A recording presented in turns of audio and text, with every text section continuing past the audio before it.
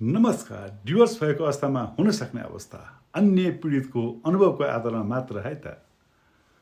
सम्बन्धमा विराम लागेको छ, पूर्ण विराम होइन।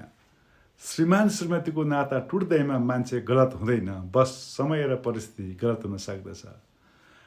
सँगै हुँदा कदर भएन, अब टाढा भएर खुसी खोज्ने प्रयास गर्दछौँ।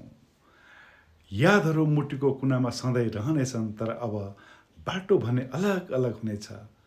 शोभायात्रा आफ्नै नयाँ गन्तव्यको लागि कसैको जीवनमा मेल खाएमा त्यो संयोग मात्र हुनेछ।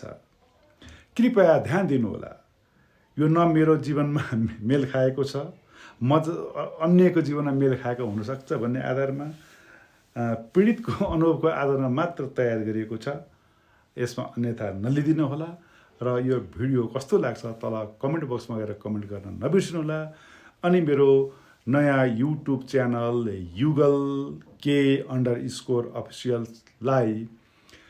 सब्सक्राइब गर्न भन्ने नबिर्सिनुहोला। हस्त सबैको जय होस्।